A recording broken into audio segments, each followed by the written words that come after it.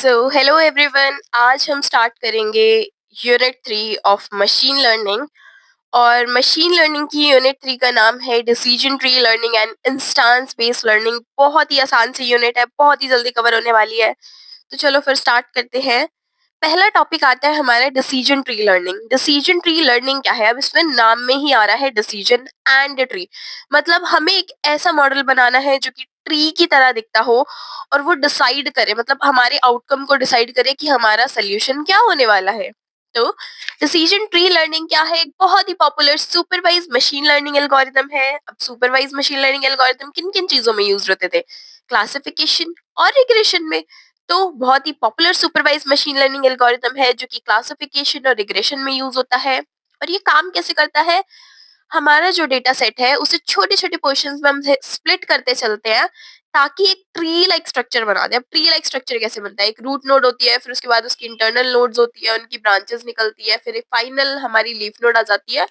और leaf node हमारा एक प्रॉपर आउटकम होता है, मतलब हमारा प्रॉपर रिजल्ट होता है। तो ऐसे ही हमारा डिसीजन ट्री लर्निंग काम करता है। इसमें क्या-क्या चीज़ें होती हैं? इसमें 3 चीज़ें होती हैं। पहला हमारा इंटरनल लोड। इंटरनल लोड क्या करता है? एक टेस्ट कंडीशन को रिप्रेजेंट करता है। मतलब इंटरनल लोड पे हमारा एक टेस्ट होता है जो कि एट्रीब्यूट को टेस्ट कर रहा होता है। आफ्टर दैट ब्रांच, मतलब इंटरनल लोड्स की जो ब्रांचेस आएंगी वो उस टेस्ट कंडीशन पर बेस्ड होंगी। जो उस टेस्ट कंडीशन को पास कर जाएगा वो फर्दर ब्रांचेस बन जाएंगी। तो वो रिप्रेजेंट करते हैं किसी आउटकम को। और लास्ट में आती है हमारी लीफ नोड। लीफ नोड क्या करती है? रिप्रेजेंट करती है फाइनल डिसीजंस को। मतलब जो भी हमारा फाइनल आउटपुट आया है या फाइनल रिजल्ट आया है वो हमारा आएगा डिसीजन ट्री लर्निंग के लीफ नोड पर। तो एडवांटेजेस क्या है हमारी डिसीजन ट्री लर्निंग के? इसका पहला एडवांटेज है कि ये बहुत ज्यादा इजी टू इंटरप्रेट है। हम विजुलाइज कर सकते हैं आसानी से। थोड़ा कम डेटा प्रोसेसिंग चाहिए होता है और हैंडल करता है दोनों ही तरीके की डेटा को, जैसे कि कैटेगरियल डेटा हो गया या फिर न्यूमेरिक डेटा हो गया। और बहुत अच्छे से काम करता है अगर डेटा कम है या फिर थोड़ा मीडियम है। लेकिन डिसएडवांटेज ये है कि अगर डेटा ज्यादा हो गया तो ओवरफिटिंग हो सकती है कि भाई हम इतना सारे डेटा एक ट्री में कैसे फिट करें। और अगर छोटा सा भी हमने चेंज करा तो हमारा ट्री गड़बड़ा जाएगा, अनस्टेबल हो जाएगा। तो अगर डिसीजन ट्री लर्निंग आता है तो आप एक एग्जाम्पल देकर भी समझा सकते हैं। अपनी मर्जी का कोई भी एक ट्री बना दो। एक टेस्ट कंडीशन लो, हमने यहाँ पर आउटलुक लिया है, उसके अंदर 3 वेदर्स डिस्क्राइब कर दिया है कि भाई सनी है, ओवरकास्ट है, रेन है। अपनी मर्जी से कुछ भी एक कंडीशन लो और उसका ट्री इम्प्लीमेंट करके आ जाओ। Now process of building a decision tree. अब डिसीजन ट्री हमारा बनता कैसे है? पहले तो हम स्टार्ट करते हैं एक पूरे डेटा सेट के साथ। मतलब एंटायर पूरा जितना भी हमारा डेटा सेट है हम उसे उठा लेंगे। अब ट्री स्ट्रक्चर क्या होता है? हमने इतने सारे ट्रीज पढ़े हैं, डीएसए में ट्री पढ़ा है, हर चीज में हम ट्री पढ़ते आ रहे हैं। तो ट्री में क्या होता है? हमारी एक होती है रूट नोड। अब रूट नोड में तो हमेशा एक ही एलिमेंट होता है, मतलब सिंगल एलिमेंट चाहिए हमें। अब सिंगल इतने बड़े डेटा सेट से एक सिंगल एलिमेंट हमें उठाना है तो हम क्या करेंगे? वहां से बेस्ट एट्रीब्यूट चूज करेंगे। अब बेस्ट एट्रीब्यूट कैसे चूज करेंगे? तो पहला स्टेप तो हमारा यही है कि हमें स्टार्ट करना है, पूरे डेटा सेट को उठाना है। और हमारा गोल उसका वही है, उस डेटा सेट को उठाने का, कि हमें बेस्ट एट्रीब्यूट चूज करना है ताकि हम अपनी क्लास को फर्दर डिवाइड कर पाए। फिर उसके बाद हमें बेस्ट एट्रीब्यूट सेलेक्ट करना है। बेस्ट एट्रीब्यूट सेलेक्ट करने के बाद हमारे पास कुछ टेक्निक्स होती है, जैसे कि हम इंफॉर्मेशन गेन का यूज करते हैं, गेन रेशियो या फिर गिनी इंडेक्स का यूज करते हैं। आफ्टर दैट जैसे ही हमें बेस्ट एट्रीब्यूट पता चल गया उसके बेसिस पर हम स्प्लिट करेंगे अपने डेटा सेट को, डिवाइड करेंगे डेटा को सबसेट्स में। और फिर ये प्रोसेस, जो ऊपर वाले प्रोसेस है, हम बार बार इन प्रोसेसेस को रिपीट करते चलेंगे। जैसे ही हमारे ये प्रोसेस रिपीट होते रहेंगे हमारे ट्री कंप्लीट बन जाएगा और उसके बाद हम अपनी ट्री की ग्रोथ को स्टॉप कर देंगे। तो ट्री की ग्रोथ कब स्टॉप होगी? जब हमारे पास कोई एट्रीब्यूट ही नहीं है। अब स्प्लिट करने के लिए सारे एट्रीब्यूट स्प्लिट हो चुके हैं और जो ट्री है हमारा वो हमारे मिनिमम डेप्थ पर पहुंच चुका है, उससे ज्यादा गहराई में वो नहीं जा सकता। अब इसमें एक और इम्पोर्टेंट टर्म आती है जिसे हम बोलते हैं प्रूनिंग। प्रूनिंग क्या करता है? हमारी जितनी भी रिडंडेंट इंफॉर्मेशन होती है या फिर अननेसेसरी ब्रांचेस होती है उन्हें रिमूव कर देता है ताकि ट्री हमारा अच्छा बन जाए, ओवर फिटिंग रिमूव हो। तो प्रूनिंग भी 2 तरीके से होती है, पहला प्री प्रूनिंग, फिर पोस्ट प्रूनिंग। प्री प्रूनिंग क्या करता है? पहले ही स्टॉप हो जाता है अर्ली ट्रेनिंग के टाइम। और पोस्ट प्रूनिंग क्या करता है? एक बार पूरा ट्री बना देता है, उसके बाद बाद में ट्रिम करता है वीक ब्रांचेस को। Okay, so next topic is inductive bias. अब इंडक्टिव बायस क्या है? ये हमारी अजम्पशंस का कलेक्शन है, मतलब जो भी हम चीजें अज्यूम करते हैं। So it is the collection of assumptions learning algorithm use to predict output for input it has not encountered before. मतलब एक बहुत बड़ा डेटा सेट है और उसके पास एक प्रॉब्लम आ गई है, एक मॉडल के पास ऐसी प्रॉब्लम आ गई है जो उसने अभी तक उसका सोल्यूशन नहीं निकाला है। लेकिन अभी तक जितनी भी प्रॉब्लम्स उसने सॉल्व करी है उसके बेसिस पर वो अज्यूम करेगा उस प्रॉब्लम का सोल्यूशन। तो उसे ही हम बोलते हैं इंडक्टिव बायस, अज्यूम करके आउटपुट प्रेडिक्ट करना। So it helps to make predictions on new data by giving the learning process in the face of limited information से ही हम प्रेडिक्ट कर लेते हैं आउटपुट को। तो एग्जाम्पल क्या है इसका? Decision tree learning, linear regression bias और के नियरेस्ट एल्गोरिथम। अब why this is important? अब ये important क्यों है? Because it helps the model generalize to unseen data, help करता है unseen data को भी generalize करने में। ओवरफिटिंग को प्रिवेंट करता है, क्योंकि अगर हम किसी चीज का अजम्पशन ले रहे हैं तो किसी बेसिस पर ही ले रहे होंगे, तो मतलब हम फेवरेबल चीजों को ज्यादा क्रिटिसाइज कर रहे हैं, ज्यादा उनकी साइड ले रहे हैं, तो बाकी का जो इन्फॉर्मेशन है वो तो हम इग्नोर ही कर रहे हैं। तो ओवरफिटिंग इससे प्रिवेंट हो जाती है। और हर एक एल्गो का मतलब हर अलग अलग एल्गो का अलग अलग इंडक्टिव बायस होता है, क्योंकि हम उसमें अजम्पशन कर रहे हैं, मतलब नई प्रॉब्लम आ रही है तभी हम एज्यूम कर रहे हैं किसी चीज को। सो एग्जाम्पल क्या है हमारी? अब मशीन डिसीजन कैसे लेती है? पहला हम देख लेते हैं स्पैम ईमेल क्लासिफायर। पता कैसे चलेगा भाई मशीन को कि जो ईमेल आ रही है वो स्पैम है या फिर नहीं है? तो इसका बायस या मतलब अजम्पशन, बायस का मतलब होता है अजम्पशन। तो इसमें अजम्पशन क्या लेगा वो कि अगर ईमेल में हमारे ऐसे ऐसे वर्ड्स आ रहे हैं जैसे कि फ्री हो गया, विन हो गया, ऑफर हो गया, अगर ऐसे ऐसे वर्ड्स हैं तो इसका मतलब तो पक्का हमारी जो ईमेल है वो हमारी स्पैम है। क्योंकि तो अब वो क्या करेगा? अगर वो कोई नई ईमेल देखेगा तो उसमें उसे पता चल जाएगा कि भाई अभी तक पुरानी जितनी भी फेक ईमेल्स आई है या फिर स्पैम ईमेल्स आई हैं उनमें ये वर्ड्स तो पाए गए हैं। अगर ये वाले वर्ड्स हैं तो पक्का हमारी वो एक स्पैम ईमेल है। तो इंडक्टिव बायस उसका वही हो जाएगा कि email containing certain keywords are not likely to be a spam, तो वो ईमेल्स हमारी स्पैम है। आफ्टर दैट वॉइस असिस्टेंट मतलब हमें स्पीच रिकॉग्नाइज करनी है, तो इंडक्टिव बायस क्या होगा? Okay, even if a new user place, okay, तो यहाँ पर हमारा एग्जाम्पल हमने लिया है कि हम कमांड दे रहे हैं किसी स्पीकर को या फिर एलेक्सा वगैरह को, वो कमांड लेता है प्ले सम सॉन्ग, मतलब हमने उसमें फीचर डाला है प्ले सम सॉन्ग। लेकिन अगर किसी ने प्ले सम सॉन्ग की जगह प्ले म्यूजिक बोला है तब भी वो उस कमांड को सुन रहा है और रिस्पॉन्ड कर रहा है। क्यों? क्योंकि उसने अपनी अजम्पशन लगाई कि वर्ड जिनका सेम मीनिंग है वो सेम कमांड को रिप्रेजेंट कर रहे हैं।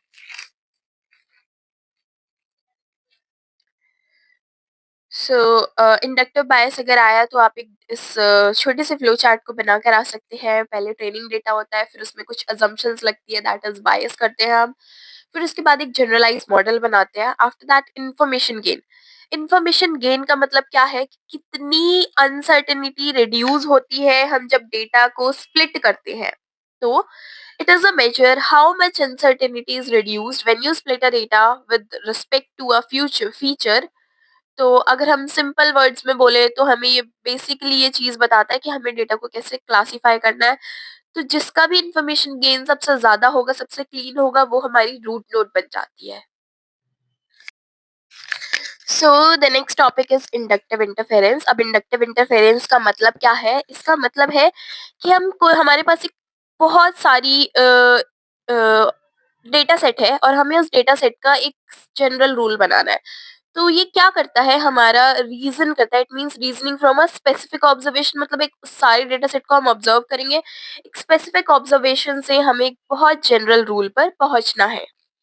So it in machine learning, it is about learning a model from a finite set of training data such that the model can make predictions about unseen data। तो machine learning में इसका काम क्या है कि हम एक finite set of data चाहिए जो कि ऐसा predictions बना सके, उन data sets के बारे में भी prediction बना सके जो आज तक उसने कभी देखे ही नहीं है। तो डिसीजन ट्री में हम देख लेते हैं कि हम एक एग्जाम्पल लेके देखते हैं कि हमारे पास एक एग्जाम्पल है सनी हॉट। अगर वेदर सनी और हॉट है तो हम नहीं खेलने जाएंगे। ओवरकास्ट और कूल है तो जाएंगे खेलने। रेनी और माइल्ड है तो खेलने जाएंगे। The tree learns rule from the example. अब ट्री ने यहाँ से एग्जाम्पल मतलब रूल समझ लिए है कि भाई सनी है तो नहीं जाएगा खेलने, ओवरकास्ट है तो जाएगा, ऐसे ऐसे जाएगा। लेकिन अब हमारे पास एक बिल्कुल ही नया केस आ जाता है कि वेदर सनी और माइल्ड है। यहाँ पर तो सनी के साथ हॉट था, अब रेनी के साथ माइल्ड था। अब हमें बताना है कि खेलने जाएगा या फिर नहीं खेलने जाएगा, बिकॉज यहाँ पर when sunny and hot was there that is don't, यहाँ पर था डोंट प्ले। लेकिन अब रेनी और माइल्ड है तो यहाँ पर प्ले है। अब कॉम्बिनेशन हमें दे दिया है सनी और माइल्ड, तो पता कैसे चलेगा कि यू हैव टू प्ले और not, you don't have to play. तो अब इसे हम सॉल्व करेंगे अपने फर्दर इंडक्टिव बायस की हेल्प से। So for that we have a proper example, आगे जाके हम न्यूमेरिकल से भी सॉल्व करेंगे। So now the next topic is entropy. अब एंट्रोपी क्या है? It is the measure of uncertainty, disorder और impurity in a probability distribution. मतलब कितनी अनसर्टेनिटी हमारी डिस्ट्रीब्यूशन में आती है उसे ही हम एंट्रोपी बोलते हैं। अगर हमारा सारा डेटा सेट एक ही क्लास से बिलोंग कर रहा है मतलब एंट्रोपी हमारी बहुत कम है, मतलब प्योर है। और अगर अलग अलग डेटा सेट से जो हमारे एग्जाम्पल से बिलोंग कर रहे हैं तो मतलब एंट्रोपी ज्यादा है, अनसर्टेनिटी ज्यादा है, हमारे डेटा बहुत अनसर्टेन है। सो एंट्रोपी उस केस में हम बोलते हैं when it is uncertain. After that Shannon entropy, this is the very important formula of entropy, बहुत ज्यादा यूज्ड होगा न्यूमेरिकल्स में। So it is minus sigma of n i is equals to 1 probability of x i log 2 probability of x i. आपको रटने की जरूरत नहीं है, एक न्यूमेरिकल समझाऊंगी, बिल्कुल याद हो जाने वाला है ये फॉर्मूला। तो हम केस लेते हैं, दो केस है, एक पॉजिटिव डेटा सेट का केस ले लिया, एक नेगेटिव डेटा सेट का केस ले लिया। हमारे पास टोटल 10 एग्जाम्पल है, 10 में से कुछ पॉजिटिव है कुछ नेगेटिव है। तो क्वेश्चन में गिवन है कि 7 पॉजिटिव है और 3 नेगेटिव है। तो अब हम क्या करेंगे, इस फॉर्मूले के अकॉर्डिंग हमें क्या क्या चाहिए? प्रोबेबिलिटी चाहिए एक्स ऑफ आई की, मतलब इसकी प्रोबेबिलिटी चाहिए। ठीक है, अब हमने निकाल ली। 7 पॉजिटिव केस कितने हैं हमारे पास? 7, और टोटल कितने हैं? 7 + 3, 7 + 3 इज 10। टोटल आउटकम हमारी हो गई 10 हो गई टोटल आउटकम। ठीक है, अब 10 हमारी टोटल आउटकम अगर आ गई है तो अब प्रोबेबिलिटी इजीली निकाल सकते हैं। अब हमारे पास पॉजिटिव की भी प्रोबेबिलिटी आ गई और नेगेटिव की भी प्रोबेबिलिटी आ गई। जैसे इन दोनों की प्रोबेबिलिटी आएगी, अगर हम फॉर्मूले को ध्यान से देखें तो हमें क्या करना है, उस प्रोबेबिलिटी का लॉग भी चाहिए हमें। तो अब इस प्रोबेबिलिटी का लॉग भी निकाल लेंगे। अब इन प्रोबेबिलिटीज का लॉग निकाल लिया, बस एज इट इज फॉर्मूले में चेप देनी है आपको। जैसे कि पॉजिटिव की probability into log of positive की प्रोबेबिलिटी। अब हमारे पास यहाँ दो केस से जितने भी केस होंगे सबके सब ऐड होते चले जाएंगे। तो अगेन ऐड करेंगे, नेगेटिव वाला केस पूरे को ब्रैकेट में रखा क्योंकि बाहर फॉर्मूले में माइनस था तो यहाँ पर माइनस करा, और उसके बाद हमारे पास अपना फाइनल आंसर आ जाएगा, जो जो भी हमारा फाइनल आंसर है। सो इंटरप्रिटेशन क्या है, अगर एंट्रोपी 0 और 1 के बीच में है तो हमने अभी ऊपर देखा था एंट्रोपी 0 या 1 होती है, ज्यादातर हमारी 0 और 1 के बीच में ही होगी, ना 0 से कम हो सकती है ना 0 से ज्यादा हो सकती है। तो यहाँ अगर एंट्रोपी 0 ही तो प्योर है, मतलब सब सेम ही क्लास से है। 1 है तो मतलब मैक्सिमम अनसर्टेनिटी है, लेकिन यहाँ पर हमारा 0.83 आया, मतलब जो कि फेयरली हाई है यहाँ पर। इसका मतलब ये है कि वो प्योर तो नहीं है लेकिन अनसर्टेनिटी है, ज्यादा भी नहीं है बट बहुत हद तक है। डेटा हमारा इम्बैलेंस्ड है और it is not too skewed कि भाई 1 भी नहीं है ज्यादा स्क्यूड भी नहीं है, but it is somewhat imbalanced. So information theory क्या होती है? ये हमारी ब्रांच है मैथमेटिक्स, इलेक्ट्रिकल इंजीनियरिंग और कंप्यूटर साइंस की, जो डील करता है डेटा को क्वांटिफाई करने में, स्टोर करने में या फिर कम्युनिकेट करने में। तो ये हमारा कब बना था? 20th सेंचुरी में बना था। और किसने बनाया था? क्लॉड शेनॉन ने। Who made this? Claude Shannon made this. अब इसका कोर कॉन्सेप्ट क्या है? अगर हम इसमें कोर कॉन्सेप्ट में कुछ चीजें देखें तो हमारे पास कुछ इंपॉर्टेंट टर्म्स है। तो पहली टर्म हमारे पास आती है इंफॉर्मेशन एंड अनसर्टेनिटी। इंफॉर्मेशन तो मतलब जो भी हमारे पास डेटा है दैट इज योर इंफॉर्मेशन। अब अनसर्टेनिटी क्या है? अगर ज्यादा अनसर्टेनिटी है तो मतलब हमने हमारे पास ज्यादा इंफॉर्मेशन है, और अगर कम अनसर्टेनिटी है तो मतलब हमारे पास कम इंफॉर्मेशन है। एंट्रोपी क्या होता है? अभी हमने पीछे एंट्रोपी पूरा अच्छे से समझा है, कितनी हमारी अनसर्टेनिटी आ रही है उसका मेजर होता है एंट्रोपी। एंट्रोपी अगर कम है तो मतलब सिमिलर डेटा सेट से है, एंट्रोपी ज्यादा है तो डिफरेंट डेटा सेट से है। आफ्टर दैट चैनल, चैनल क्या करता है? यहाँ पर हमारी इंफॉर्मेशन सेंड होती है। फिर उसके बाद नॉइस क्या होता है? नॉइस में हमारा मतलब कोई भी मैसेज है वो डिस्टॉर्ट होता है, मतलब हर एक इन्फॉर्मेशन के साथ थोड़ी ना थोड़ी तो नॉइज़ आती ही है। तो शेनॉन ने कुछ फॉर्मूलेज़ भी बनाया है जिससे कि हमें पता चल सके to understand how much data can be send through the channel reliably, मतलब कितना हम डेटा को चैनल के थ्रू भेज सकते हैं बिना किसी नॉइज़ के। चैनल कैपेसिटी क्या होता है? It is the maximum rate at which information can be transmitted with arbitrarily low error, मतलब कितनी हम मैक्सिमम इन्फॉर्मेशन भेज सकते हैं कम से कम एरर के साथ, जो कि हमें स्टैटिस्टिकल प्रॉपर्टीज देती है नॉइज की। After that coding in compression, इसका मतलब क्या है कि हम डेटा को किस हद तक कंप्रेस कर सकते हैं, कितनी लिमिट तक हम डेटा को कंप्रेस कर सकते हैं कि हमारा जो डेटा है उसकी इंफॉर्मेशन या फिर उसका ओरिजिनल मीनिंग लूज ना हो। After that, mutual information and KL diversion, etc. How much knowing one random variable reduce uncertainty about another? तो इसका मतलब क्या है म्यूचुअल इन्फॉर्मेशन का? कि एक डेटा को जानते हुए हम कितनी अनसर्टेनिटी दूसरे के बारे में रिड्यूस कर सकते हैं। Now, what is KL divergence? Measures of how one probability distribute divergence from another, मतलब एक प्रोबेबिलिटी कितना डिस्ट्रीब्यूट करती है दूसरे का divergence, that is your known as KL divergence. After that application क्या है हमारी इंफॉर्मेशन थ्योरी की? The very first one is your data compression. Data compression में बहुत ज्यादा यूज होता है, एरर करेक्टिंग कोड्स में यूज होता है, क्रिप्टोग्राफी में यूज होता है, कम्युनिकेशन सिस्टम में यूज होता है, मशीन लर्निंग और स्टैटिस्टिक्स में यूज होता है। इन्फॉर्मेशन थ्योरी, अब अगर इन्फॉर्मेशन थ्योरी आए तो आपको पूरा इन्फॉर्मेशन थ्योरी आपको डिस्क्राइब करना है। आफ्टर दैट एंट्रोपी और इन्फॉर्मेशन गेन, इसके दो मेन की कॉन्सेप्ट्स है। तो इन्फॉर्मेशन गेन हमने पीछे पढ़ ही लिया है, लेकिन फिर एक छोटी सी डेफिनेशन देखी थी इन्फॉर्मेशन गेन की, इसे थोड़ा सा डिटेल में देखेंगे। बट एंट्रोपी पीछे एग्जाम्पल के साथ हमने सॉल्व न्यूमेरिकल भी सॉल्व करा था उसका, so we know about entropy. अब इन्फॉर्मेशन गेन को जानने के लिए हमें एक और नई टर्म जाननी पड़ेगी, that is your conditional entropy. अगर इन्फॉर्मेशन गेन आपको जानना है तो उसके लिए आपको एंट्रोपी तो पता है लेकिन कंडीशनल एंट्रोपी जाननी होगी। तो कंडीशनल एंट्रोपी क्या होती है? एक ऐसी एंट्रोपी, मतलब हम एंट्रोपी ही निकाल रहे हैं यहाँ पर, लेकिन एक कंडीशन के बेसिस पर हमें एक एट्रीब्यूट दे दिया होगा, उस एट्रीब्यूट के बेसिस पर हम एक एंट्रोपी निकालेंगे। So it is the expected entropy after splitting the attribute A, if A can take the value where v belongs to value a and splitting yields।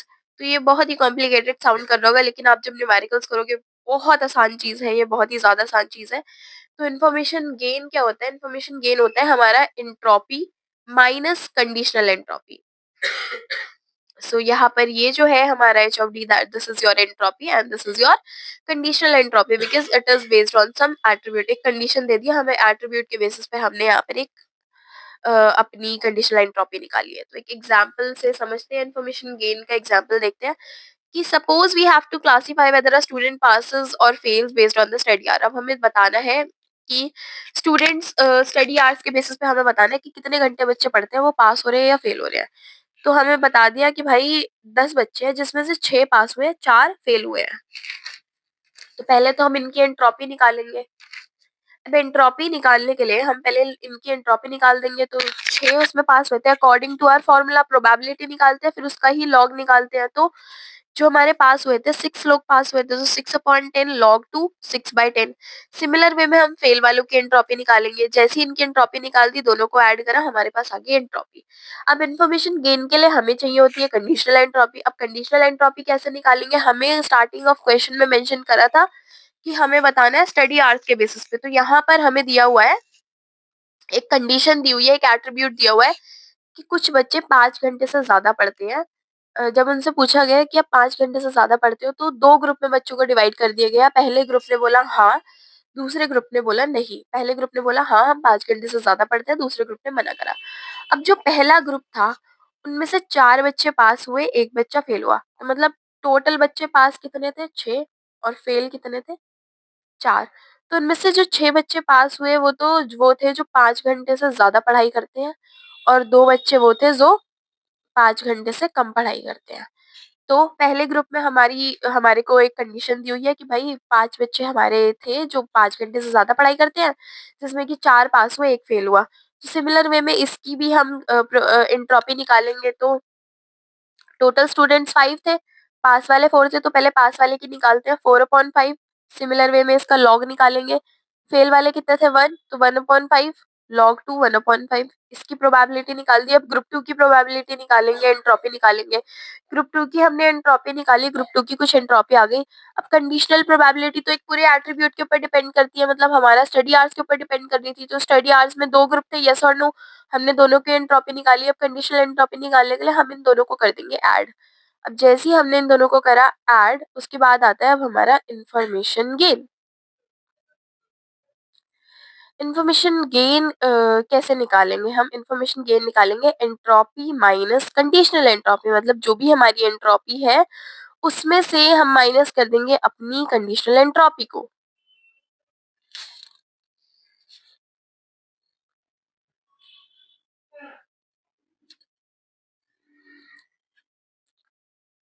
So now ID3 algorithm. अब ID3 algorithm क्या होता है? हमारा iterative dichotomiser 3 algorithm in a popular decision tree algorithm used in machine learning. तो ID3 algorithm हमारा iterative dichotomiser 3 algorithm है, इसकी full form है। ये बहुत पॉपुलर डिसीजन ट्री एल्गोरिथम है जो कि मशीन लर्निंग में यूज होता है। तो उसका बेसिक एम क्या है कि हमें एक अच्छा सा डिसीजन ट्री बनाए जो बेस्ट एट्रीब्यूट को चूज करे और बाद में फर्दर स्प्लिटिंग्स करे। तो हर एक नोड जो है इसमें रिप्रेजेंट करती है एक टेस्ट कंडीशन को, और हमारी जो ब्रांचेस होती है वो उसके बेसिस पर आउटकम्स आते हैं, और लास्ट में हमारी लीफ नोड होती है जिसमें फाइनल हमारी क्लासिफिकेशन होती है। तो ID3 एल्गोरिथम के स्टेप्स देख लेते हैं। पहला क्या है? हमें एंट्रोपी कैलकुलेट करनी है पूरे डेटा सेट की। जैसे हमने एंट्रोपी कैलकुलेट करी, उसके बाद हर एक कैंडिडेट के लिए हमें इन्फॉर्मेशन गेन निकालना है। जैसे हम इन्फॉर्मेशन गेन निकाल लेंगे, so for each possible value of V attribute compute the subset. वही उसका मतलब है कि जैसे हमें इन्फॉर्मेशन गेन मिला, हमने डिवीजन करना स्टार्ट कर दिया। डिवीजन करना स्टार्ट करा, फिर से हमारे पास कुछ आउटकम्स आए, फिर से उसकी एंट्रोपी निकाली, फिर से उसकी कंडीशनल एंट्रोपी निकाल के इन्फॉर्मेशन गेन निकाला। सो ऐसी पॉइंट्स हमें बनाते रहने हैं। तो ऐसे ही करके अब जैसे ही हमने इन्फॉर्मेशन गेन निकाला, वहां से हमें मिलेगा एक बेस्ट एट्रीब्यूट। बेस्ट एट्रीब्यूट मतलब जिसमें हाईएस्ट इन्फॉर्मेशन गेन है। हाईएस्ट इन्फॉर्मेशन गेन हमें मिला, उसी एट्रीब्यूट को पकड़ा और स्प्लिट कर दिए डेटा सेट्स को। डेटा सेट्स स्प्लिट करे, सेम प्रोसेस हमारा बार बार रिपीट होता रहेगा। ये प्रोसेस रिकर्जन में चलता रहेगा, और उसके बाद ये लास्ट में स्टॉप हो जाएगा जब तक हमारी फर्दर स्प्लिटिंग नहीं होती है। तो इसे एक एग्जाम्पल से समझेंगे। हमारे पास एक एग्जाम्पल है प्ले टेनिस, जिसमें कि हमारा बेसिक आउटकम तो यही आएगा कि हमें खेलना चाहिए या नहीं। तो एंट्रोपी हम निकालेंगे यस और नो के बेसिस पर, और हमारे पास बहुत सारे एट्रीब्यूट्स यहाँ पर दिए हुए हैं, आउटलुक, टेम्परेचर, ह्यूमिडिटी, विंड। तो इनके बेसिस पर हम निकालेंगे कंडीशनल एंट्रोपी, क्योंकि हमें निकालना है इन्फॉर्मेशन गेन, हमें बेस्ट एट्रीब्यूट चूज करना है। तो पहले हम निकालते हैं एंट्रोपी। हम देख लेते हैं कितने इसमें यस है, कितने इसमें नो है। तो 1 2 3 4 5, 5 हमारे पास नो है 14 में से। तो 9 हमारे पास यस आएंगे। तो पहले तो हमें निकालनी है एंट्रोपी। एंट्रोपी निकालने के लिए अभी हमने देखा कि 9 यस थे, 5 हमारे पास नो थे, टोटल 14 थे। दोनों की प्रोबेबिलिटी निकाली, फिर इनकी निकाली कंडीशनल एंट्रोपी। जैसे हमने इनकी कंडीशनल एंट्रोपी निकाली, हमारे पास आ गया एक अच्छा सा आउटपुट। तो कंडीशनल एंट्रोपी कैसे निकाली थी एक और बार बता देती हूँ आप लोगों को। पहले हमें क्या करना है, एंट्रोपी का फॉर्मूला होता है probability of x of i, log of probability of x of i, और ये सब बाहर नेगेटिव में। तो probability of x of i क्या है? एक्स क्या है? यस। प्रोबेबिलिटी कैसे निकलती है? जो भी टोटल है, जो भी हमारा यस है अपॉन टोटल, टोटल 14। तो यस क्या था? 9/14। फिर उसके बाद इसी सेम की लॉग। तो ये तो हमारी यस की हो गई। अब सेम हम नो की करेंगे, तो नो का भी सेम हो गया। इन दोनों को ऐड करेंगे, बाहर नेगेटिव साइन था तो नेगेटिव साइन, हमारे पास एक आंसर आ जाएगा, दैट इज योर एंट्रोपी। अब अगला स्टेप आता है, हमें एक इंफॉर्मेशन गेन निकालनी है, मतलब हमें एक कंडीशनल एंट्रोपी चाहिए। कंडीशनल एंट्रोपी हम एक कंडीशन के बेसिस पर निकालते हैं। तो हमारे पास बहुत सारे आउटपुट एट्रीब्यूट्स थे, तो हम इनमें से पहला वाला उठा लेते हैं। मतलब जो हमारे पास यहाँ इतने सारे एट्रीब्यूट्स थे, हम उसमें से आउटलुक उठाते हैं। आउटलुक का देखते हैं। आउटलुक में 3 केसेस है, सनी, रेन और ओवरकास्ट। तो हम इन तीनों को यहाँ पर अब देखेंगे। तो पहले हम आउटलुक उठाते हैं। आउटलुक में 3 पॉसिबिलिटीज है, सनी, ओवरकास्ट और रेन की। तो पहले हमने सनी उठाया। अब सनी में कितने इंस्टांसेस थे? 1 पे सनी आ रहा था, 2 पे, 8 पे, 9 पे और 11 पे, मतलब 5 जगह सनी आ रहा है, जिसमें कि 3 जगह नो है और 2 जगह यस है। तो अब इसकी एंट्रोपी निकालेंगे, पहले नो वाले की फिर यस वाले की। एंट्रोपी निकाली, सेम उसके बाद हम निकालेंगे ओवरकास्ट डेज की। ओवरकास्ट डेज में हमारे पास 4 एट्रिब्यूट्स थे, जिसमें कि 4 येस थे और एक भी नो नहीं था। मतलब एक भी नो, हमारे पास एक भी नो नहीं। तो जब हमारे पास अगर कोई ऐसा केस आ जाता है जहाँ पर हमारा दूसरा केस बिल्कुल 0 है, तो एंट्रोपी में हमने एक चीज़ बिल्कुल ध्यान से पीछे देखी थी कि अगर 0 है तो इसका मतलब दूसरा वाला जो है एक ही डेटा सेट सेम क्लास से बिलोंग कर रहा है, तो यहाँ पर तो एंट्रोपी निकालने का कोई फायदा है ही नहीं, क्योंकि सारे के सारे केसेस हमारे यस ही है। तो इसमें कुछ प्रोबेबिलिटी निकालने की फायदा तो हमें है ही नहीं, नो वाला केस तो एक है ही नहीं। तो यहाँ पर एंट्रोपी बिल्कुल प्योर है, क्योंकि सारे डेटा सेट हमारे सेम क्लास से बिलोंग कर रहे हैं, कोई डिफरेंट क्लास में बिलोंग नहीं कर रहा है। आफ्टर दैट रेनी डेज, तीसरा केस हमारे पास रेनी डेज का था। तो यहाँ पर भी हमारे पास 5 इंस्टांस आए। 5 इंस्टांसेस में 3 यस थे, 2 नो थे। तो सिमिलर वे में हमने यहाँ पर इनकी निकाली एंट्रोपी। अब एंट्रोपी निकालने के बाद हम निकालेंगे कंडीशनल एंट्रोपी। अब कंडीशनल एंट्रोपी कैसे निकालते हैं? कंडीशनल एंट्रोपी निकालने के लिए आप लोगों को क्या करना है, पहली आउटकम निकालनी है। तो पहला हमारा क्या था? पहला था हमारा सनी। हमने लिया था पहले सनी। सनी में 5 इंस्टांस थे। टोटल इंस्टांसेस कितने हैं हमारे पास? 14। यहाँ पर हमारे पास 14 इंस्टांसेस हैं। 14 में से हमारे पास 5 थे सनी। 1, 2, 3, 4 और आपका ये 5। तो मतलब आपकी ये 5 इंस्टांसेस थे सनी के। तो सिमिलर वे में हम क्या करेंगे, 5/14। और ये जो इसकी जो एंट्रोपी है वो तो हमने निकाल ही ली यहाँ पर। तो दिस इज 0.971। सिमिलर वे में दूसरा केस था हमारा ओवरकास्ट। ओवरकास्ट में 4 केस थे, 4/14 इंटू जो भी उसकी एंट्रोपी निकाली। Same for the next case. Next case क्या था हमारा? रेनी। रेनी के लिए भी हम क्या करेंगे, 5 इंस्टांस थे तो 5/14 अपॉन जो भी उसकी एंट्रोपी थी रेन की। इन सबको करेंगे सॉल्व, हमारे पास आ जाएगा एक आंसर हमारा सबकी वैल्यूज रखने के बाद। अब इंफॉर्मेशन गेन कैसे निकालते हैं हम? इंफॉर्मेशन गेन निकालने के बाद जो हमने एंट्रोपी, मेन एंट्रोपी निकाली थी ऊपर यस नो वाले केसेस की, माइनस जो भी अभी हमने आउटलुक का जो भी एट्रीब्यूट के बेसिस पर एंट्रोपी निकाली है ये वाली, इन दोनों को कर देंगे माइनस। जैसे ही हम इन दोनों को करेंगे माइनस, मतलब ये जो ऊपर हमने यहाँ पर यस नो वाली एंट्रोपी निकाली थी, इसमें से इस वाली एंट्रोपी को करेंगे हम माइनस, और जैसे ही इन्हें माइनस करेंगे हमारे पास आ जाएगा एक आउटपुट। मतलब ये ही हमारा इन्फॉर्मेशन गेन है। तो ये हमारा हाईएस्ट इन्फॉर्मेशन गेन आता है। मतलब अगर एग्जाम में टाइम हो तो सारे करके आ जाना, वरना तो एक ही निकाल के आ जाना। ज्यादातर आउटलुक का ही हाईएस्ट इन्फॉर्मेशन गेन आता है, वरना तो क्वेश्चन कंप्लीट तब होगा। जैसे मैंने यहाँ पर आउटलुक की इन्फॉर्मेशन गेन निकाली, आपको सिमिलर वे में टेम्परेचर, ह्यूमिडिटी और विंड की भी निकालनी पड़ेगी। इसमें भी 3 केसेस बनेंगे, होल्ड, हॉट, माइल्ड और कूल। ह्यूमिडिटी में भी केस बनेगा आपका हाई और नॉर्मल का। विंड में भी केस बनेंगे वीक और स्ट्रॉन्ग का। फिर इन सब में से जो आपने इन्फॉर्मेशन गेन अभी आपने इसका निकाला है, इसी सेम इनका भी इन्फॉर्मेशन गेन निकालना है। फिर कंपेयर करना है कि कौन सा इन्फॉर्मेशन गेन सबसे ज्यादा है। तो लेकिन जब कंपेयर करते हैं हम, सारा आंसर आता है तो सबसे ज्यादा इन्फॉर्मेशन गेन आउटलुक का ही आता है। सो आपका हाईएस्ट इन्फॉर्मेशन गेन निकल जाएगा। रूट नोड हमारी बनेगी outlook. So now issues in decision tree learning. अब इश्यूज क्या है डिसीजन ट्री लर्निंग के? पहला इशू आता है हमारा ओवरफिटिंग। ओवरफिटिंग का मतलब है कि ट्री हमारा इतना कॉम्प्लेक्स बन गया, इतना कॉम्प्लेक्स बन गया, सारी नॉइस वगैरह उसके अंदर आ गया, इतना बड़ा डेटा हमारे पास आ गया है। तो एग्जाम्पल अगर हम ले तो मतलब ओवरफिटिंग का कोई एग्जाम्पल हम लेके देखें तो मतलब हम निकाल लिया पास या फेल है बच्चा based on it's sleeping criteria. भाई स्लीपिंग क्राइटेरिया तो सबका अलग अलग होता है, कोई रात में पढ़ता है कोई दिन में पढ़ता है, उसके बेसिस पर हम कैसे निकाल सकते हैं? तो यहाँ पर तो हमारा बेफालतू का रिडंडेंट डेटा ही ऐड होगा। So this will create an overfitting. Next is bias towards attribute with many value. मतलब हमारा जो इन्फॉर्मेशन गेन है वो उसकी तरफ बायस हो गया, जिसमें बहुत सारी वैल्यूज, अब बहुत सारी वैल्यूज होंगी, मतलब यूजफुल भी नहीं है वो इतनी वैल्यूज, और फिर भी उसकी तरफ बायस हो गया। मतलब इन्फॉर्मेशन गेन हमारा ज्यादा आ गया क्योंकि उसमें बहुत सारे एट्रीब्यूट्स थे। अब बहुत सारे एट्रीब्यूट्स से तो ट्री तो हमारा कॉम्प्लेक्स बनने ही वाला है, साफ साफ पता चल रहा है। तो information gain tends to prefer attributes that have many distinct values. Example अगर हम देखें तो an attribute like student ID will have unique value for each student. So splitting by ID gives perfect information gain but no real learning. मतलब एक information gain तो हमें perfect मिल जाएगा, लेकिन हमें कोई रियल लर्निंग नहीं मिलेगी। मतलब अगर हमें कुछ एट्रीब्यूट चाहिए और हम स्टूडेंट आईडी के बेसिस पर देख रहे हैं, अब स्टूडेंट आईडी तो सबकी यूनिक है। मतलब अगर हम एक ट्री बनाने जाएं तो उस ट्री में कितने सारे स्प्लिटिंग्स होंगे, जितने नंबर ऑफ स्टूडेंट्स हैं।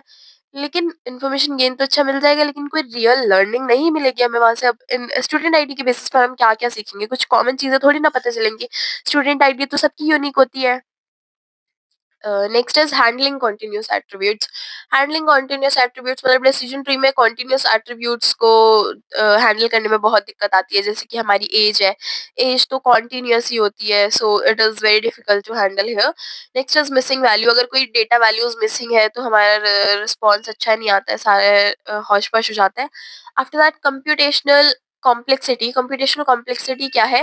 Building a large decision tree can be slow. मतलब अगर हम बहुत बड़ा डिसीजन ट्री बना रहे हैं तो वो बहुत ही स्लो हो सकता है। अगर उसमें बहुत सारे फीचर्स और रिकॉर्ड्स है तो बहुत ही ज्यादा स्लो होगा फिर तो एग्जाम्पल अगर हम लेके देखें तो कॉम्प्लेक्सिटी का कि मतलब एक ऐसा रिकॉर्ड जिसमें थाउजेंड, एक ऐसा डेटा सेट जिसमें थाउजेंड्स ऑफ रिकॉर्ड्स है, हंड्रेड्स ऑफ फीचर्स है, तो उसका ट्री कब तक हम बनाएंगे? बहुत ज्यादा कॉम्प्लेक्स हो जाएगा वो। After that instability.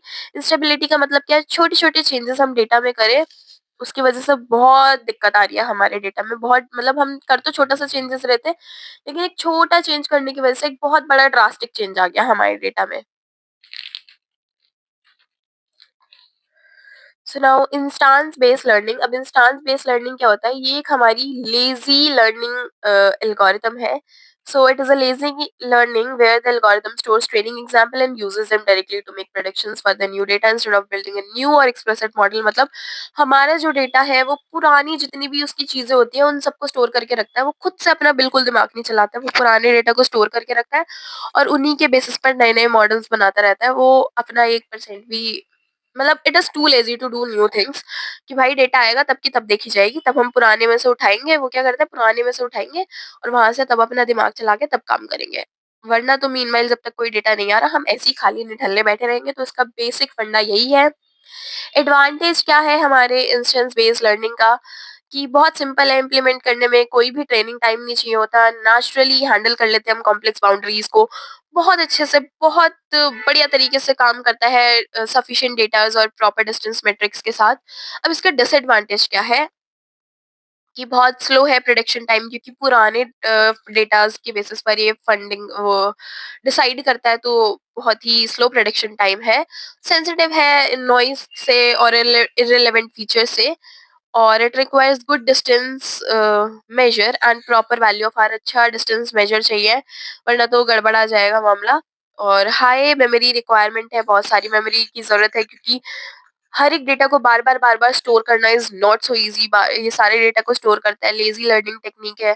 तो जितना भी काम आ रहा है उसके पास जितने भी ट्रेनिंग एग्जांपल्स है, मतलब सारे एग्जांपल को स्टोर कर लो। अब एग्जांपल्स तो हमें पता ही है, आगे की जो मॉडल्स आएंगे वो इन एग्जांपल्स के बेसिस पर आएंगे। तो यूनी एग्जाम्पल के बेसिस पर अपना रिजल्ट प्रोड्यूस करता है, तो सबको स्टोर करना पड़ता है इसे। तो इसके तीन तरीके हैं। पहला हमारे पास आता है के नियरेस्ट नेबर विच इज के एन एन। दूसरा लोकली वेटेड रिग्रेशन, फिर केस बेस्ड रिग्रेशन। तो देखते हैं हम केएनएन क्या होता है। हमारा बहुत ही सिंपल लेकिन powerful supervise machine learning algorithm है, जो कि दोनों क्लासिफिकेशन और रिग्रेशन में यूज होता है। किस आइडिया के ऊपर बेस्ड है? कि सिमिलर डेटा पॉइंट्स जो है वो एक साथ होने चाहिए, एक सिमिलर स्पेस में होने चाहिए। तो इसका बेसिक आइडिया यही है कि similar data points are likely to be close to each other in a feature space. तो इसका एल्गोरिथम क्या है? कि पहले हम एक के चूज करेंगे, मतलब अपने अकॉर्डिंग हम के चूज करते हैं, हमारी मर्जी है। ज्यादातर तो हम तीन चूज करते हैं, तो बेटर यही रहेगा कि आप भी तीन चूज करो। अगर कुछ ज्यादा ही लंबा डेटा सेट है तो पांच, बस उससे ज्यादा के की नंबर ना बढ़ाई जाए और ना ही इससे कम करी जाए। तो तीन और पांच में से आप चूज करें अपना के का number. So the number of neighbors to consider, कितने नेबर हम कंसीडर करेंगे। सो दिस इज योर के। फिर कैलकुलेट करना है हमें नए डेटा पॉइंट से, और जो हमारे जितने भी ट्रेनिंग डेटा पॉइंट्स हैं उनके बीच का डिस्टेंस निकालना है बाय द डिस्टेंस फॉर्मूला। मतलब हमारे को एक नया डेटा पॉइंट दिया होगा और हमारे जो बाकी के ट्रेनिंग पॉइंट्स हैं उनके बीच में हम डिस्टेंस निकालेंगे। फिर हम सारे नेबर्स को एक असेंडिंग ऑर्डर में डिसाइड लगा देंगे, और उसके बाद हम जो भी जितने भी नंबर ऑफ के हमने चूज करे थे उन्हें करेंगे मैच। अब जो भी हमारा मैच होगा, मतलब उन्हें एक साथ लगा देंगे। उन्हें एक साथ लगाने के बाद हम अपनी प्रोडिक्शन लगाएंगे, और प्रोडिक्शन लगाने के बाद अगर क्लासिफिकेशन होगा तो मेजॉरिटी वोट्स के हिसाब से देखा जाएगा, और अगर रिग्रेशन होगा तो एवरेज वैल्यू उनमें से ली जाएगी। तो इसे एक न्यूमेरिकल से समझते हैं। हमारे पास कुछ डेटा पॉइंट्स दिए हुए हैं और इनका हमें कलर दिया है कि अगर 1, 2 है तो रेड होगा, 2, 3 है तो रेड होगा। तो सिमिलर वे में हमारे पास बहुत सारे पॉइंट्स दिए हुए हैं और उनमें बताया गया है कि अगर ये पॉइंट्स होंगे तो क्या-क्या कलर होगा। अब हमारे पास आ गया एक नया पॉइंट 3, 2। अब हमें बताना है इसका कलर क्या होगा। तो हमारा पहला स्टेप क्या था एल्गोरिथम में, के चूज करना। तो हमने लिया के इज इक्वल्स टू 3, हमने अज्यूम कर लिया लेट के इज इक्वल्स टू 3। अब उसके बाद दूसरा स्टेप क्या था, हमें सारे ट्रेनिंग पॉइंट से नए डेटा पॉइंट्स के बीच में निकालना है डिफरेंस, डिस्टेंस निकालना है। तो हम एक एक पॉइंट को इस वाले पॉइंट के साथ निकालेंगे डिस्टेंस। तो इसके लिए हम यूज करेंगे यूक्लिडियन डिस्टेंस फॉर्मूला, जो कि क्या होता है हमारा distance formula, x1 minus x2 का whole square plus y1 minus y2 का होल स्क्वायर, और ये सब अंडर रूट में। तो पहला पॉइंट था हमारे पास 1, 2 और ये जो हमारे पास पॉइंट दिया हुआ था दिस इज 3, 2। अब सब पॉइंट्स के बीच में हम निकालेंगे डिस्टेंस। तो ये हमारा है x1, ये हमारा है y1, ये है x2, ये है y2। अब बस इस फॉर्मूले में वैल्यूज पुट करते जाना है। x1 की जगह हमने रखा 1, x2 की जगह रखा 3, y1 की जगह हमने रखा 2, y2 की जगह हमने रखा 2। सेम फॉर्मूले में बस अप्लाई कर देना है, आंसर्स आते रहेंगे। अब जो जो इन डेटा पॉइंट्स के कलर्स थे हम वही कलर्स यहाँ पर लिख देंगे। मतलब जो जो यहाँ पर इनके कलर्स थे वही सेम कलर्स हम यहाँ पर लिख देंगे। जैसे ही हमने ये कलर्स यहाँ पर लिखे, ये कलर्स लिखे मतलब इन सबका डिस्टेंस निकाला। डिस्टेंस निकालने के बाद हम साथ साथ इनके कलर्स को लिखते चले जाएंगे। आफ्टर दैट अगला स्टेप क्या था, डिस्टेंस निकालने के बाद इन सबको करना है हमें असेंडिंग ऑर्डर में अरेंज। अब सारे डेटा सेट्स को हम करेंगे असेंडिंग ऑर्डर में अरेंज। अब हमने असेंडिंग ऑर्डर में इन्हें कर लिया अरेंज। उसके बाद अब देखेंगे हमने के की वैल्यू क्या ली थी। हमने के की वैल्यू ली थी 3। तो मतलब 3 नेबर देखेंगे जो सबसे पास है। तो 3 हमारे सबसे पास कौन से है, सबसे क्लोजेस्ट कौन से आ रहे हैं, ये तीनों पॉइंट्स। अब ये तीनों पॉइंट्स हमारे सबसे क्लोजेस्ट में आ रहे हैं तो अब हम इसमें मेजॉरिटी देखेंगे, क्योंकि ये हमारा है क्लासिफिकेशन। क्लासिफिकेशन है तो अब इसमें मेजॉरिटी जीतेगी। तो मेजॉरिटी में एक तो आ रहा है यहाँ पर ब्लू, 2 आ रहे हैं रेड। तो मेजॉरिटी क्या हो गई हमारी रेड। तो चांसेस क्या है, जो हमारा क्वेरी पॉइंट था 3, 2 उसका कलर क्या होगा, रेड। सो हमने यहाँ पर यही करा, सेलेक्ट करे 3 के पॉइंट्स और उसमें मेजॉरिटी थी हमारी रेड। तो 3, 2 जो है हमारा वो भी हो जाएगा रेड। अब इसकी एप्लीकेशन क्या है, कहाँ कहाँ ये यूज होता है, हैंड राइटिंग रिकॉग्नाइजेशन में, रिकमेंडेशन सिस्टम में, मेडिकल डायग्नोसिस में, पैटर्न रिकॉग्नाइजेशन में। ठीक है, अब इसी के साथ साथ हमारा हो जाता है के एन एन खत्म। दूसरा आता है हमारा locally weight regression. Locally weight regression क्या है, ये भी हमारा type of instance based learning है, जो कि क्या करता है, ट्रेन करता है क्वेरी पॉइंट्स को और हायर वेट लेकर आता है और फिर उसके बाद उसके वेट को बाद में कर देता है लो। मतलब पहले तो वेट को बढ़ा देगा क्वेरी पॉइंट निकालने के टाइम, बाद में फिर उसे कम कर देता है। बेसिकली बिल्कुल सेम है ये हमारा केएनएन की तरह, बस एक तरीके से अगर हम बोला जाए तो ये उसका एडवांस वर्जन है। So it is a memory based method that perform a regression around a point. एक सुपरवाइज लर्निंग एल्गोरिदम है और एक जनरलाइजेशन है, जो अभी हमने के नियरेस्ट एल्गोरिदम पढ़ा उसी का एक जनरलाइज्ड वर्जन है। इसकी की फीचर्स क्या है कि इसमें कोई ग्लोबल पैरामीटर नहीं होता। तो कोई ग्लोबल पैरामीटर नहीं है तो ये कंप्यूट करता है यूनिक पैरामीटर हर एक क्वेरी पॉइंट के लिए। लोकल अडॉप्शन है, फोकस करता है नियर बाय डेटा को प्रेडिक्शंस निकालने के लिए। वेटेड पॉइंट्स होते हैं और नॉन लिनियरिटी को भी बहुत अच्छे से हैंडल कर लेता है और नॉन पैरामीट्रिक होता है। Next is your case based learning.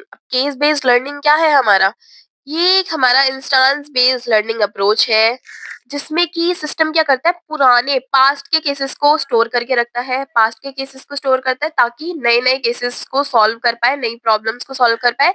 So it is a instance based learning approach in which the system stores past cases and solve new problem by referring to the similar past cases. अब ये क्या करता है, rather than learning a general, मतलब जो भी हमारे पास इसकी प्रॉब्लम आ रही है उसका एक रूल याद करने की जगह या उसका एक रूल बनाने की जगह वो क्या करेगा, पुराने केसेस उठाएगा, पुराने केसेस को देखेगा और उसी के बेसिस पर यहाँ पर ये अडॉप्ट कर लेगा उस एक्सपीरियंस को और रिजल्ट प्रोड्यूस करेगा। So rather than learning a general rule और a model, CPL learns by remembering specific experience and adapting them to a new situation. So it is use to solve more complex problem. बहुत complex problems को solve करने में use होता है। Basic idea क्या है कि ये स्टोर करता है पास्ट के केसेस को।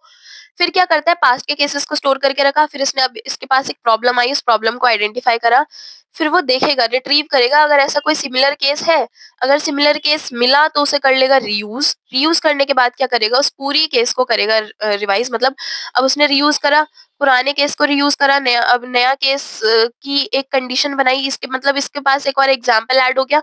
एक और एग्ज़ाम्पल ऐड हो गया तो मतलब अब इसके पास आ गया नया केस, तो अब उस केस को कर देगा रिवाइज़, रिवाइज़ करने के बाद ये कर देगा रिटेन, रिटेन का मतलब है नए केस को कर लेगा यहाँ पर स्टोर। सो यहाँ पर ये जो टर्म्स थी रिट्रीव, रीयूज, इनका बहुत इंपॉर्टेंट रोल है यहाँ पर। तो रिट्रीव का मतलब क्या है, gather data from memory and check previous similar solution. Data को गैदर करेगा और चेक करेगा कि पुराना ऐसा सॉल्यूशन एग्जिस्ट करता है, कुछ इसी टाइप की कुछ सिमिलर प्रॉब्लम है, एग्जैक्ट सेम प्रॉब्लम तो नहीं होगी, तो सिमिलर ऐसी प्रॉब्लम, इससे रिलेटेड थोड़ी हल्की फुल्की मिलती जुलती प्रॉब्लम है या नहीं है। आफ्टर दैट रीयूज, रीयूज क्या करेगा, सजेस्ट करेगा सॉल्यूशन कि भाई पहले ऐसा केस आया था, ऐसा सॉल्यूशन था, तो अब क्या सॉल्यूशन होगा, अब ऐसा सॉल्यूशन हो सकता है। आफ्टर दैट रिवाइज, मतलब मॉडिफाई या फिर अपडेट करना अपनी नॉलेज को, मतलब अब हमारे पास एक नया केस आ गया, हमने एक नया एक्सपीरियंस देखा, तो हम क्या कर लेंगे, अपनी चीज को कर लेंगे मॉडिफाई, और रिटेन क्या करेंगे, अब इसी इंफॉर्मेशन को अब हम अपनी मेमोरी में फर्दर स्टोर कर लेंगे, ताकि आगे कुछ प्रॉब्लम आए, क्या पता ये वाली जो प्रॉब्लम अभी हमने सॉल्व करी है ये एक प्रीवियस स्टोर केस बन के हमारी हेल्पफुल हेल्पफुल रहे आगे अगले वाले केस के लिए। सो एप्लीकेशंस क्या है हमारी, it is used in medical diagnosis system, legal reasoning और टेक्निकल ट्रबल शूटिंग में काम आता है।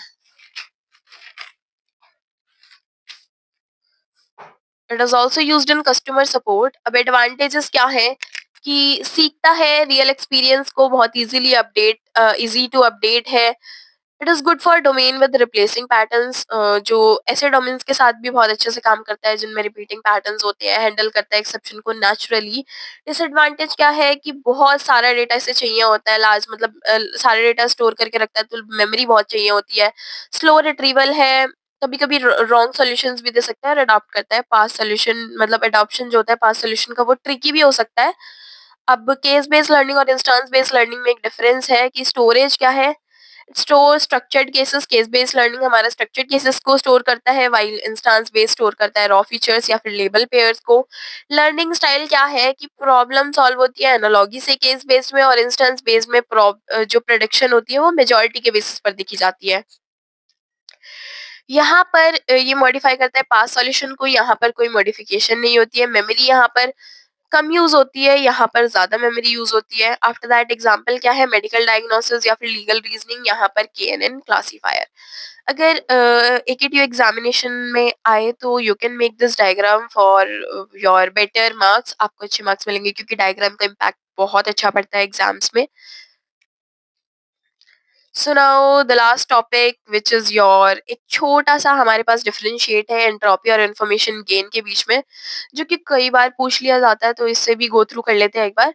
सो एंट्रोपी क्या है, it is the measure, it measures the amount of disorder या फिर इम्प्योरिटी, मतलब जितनी भी हमारी इम्प्योरिटी आई है। और इन्फॉर्मेशन के गेन क्या है, कितनी एंट्रोपी में रिडक्शन हुई है। So measures the reduction in entropy achieved after splitting the data set को स्प्लिट करने के बाद कितनी एंट्रोपी हमारी, कितनी जो अनसर्टेनिटी है वो कम हुई है।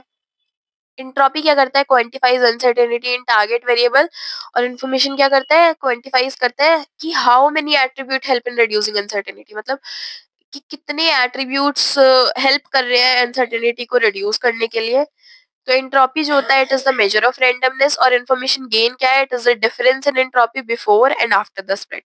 तो ये क्या चीज है, हमारी डिफरेंस है एंट्रोपी में बिफोर और आफ्टर द स्प्लिट। एंट्रोपी की रेंज 0 और 1 के बीच में होती है, और इन्फॉर्मेशन हमारा कुछ भी हो सकता है इन्फॉर्मेशन गेन, लेकिन हमेशा नॉन नेगेटिव होता है, हमेशा एक पॉजिटिव वैल्यू होती है। अगर एंट्रोपी ज्यादा है तो मतलब मिक्स डेटा है, एंट्रोपी कम है तो मतलब प्योर डेटा है। अगर इन्फॉर्मेशन ज्यादा है तो मतलब स्ट्रॉन्ग एट्रीब्यूट है, और अगर लो है तो मतलब वीक एट्रीब्यूट है। It is calculated before and after splitting the data sets. It is calculated as the difference between the entropy values. और entropy independent measure does not depend on attribute। जो independent measure होते हैं वो attributes पे depend नहीं करते हैं। यहाँ पर it depends on entropy value of the subset formed by the attribute। तो information gains की जो values होती है वो basically हमारी entropy पर तो depend करती ही करती है। So this is how we have completed this unit. Thank you guys. Thank you so much for cooperating till the last.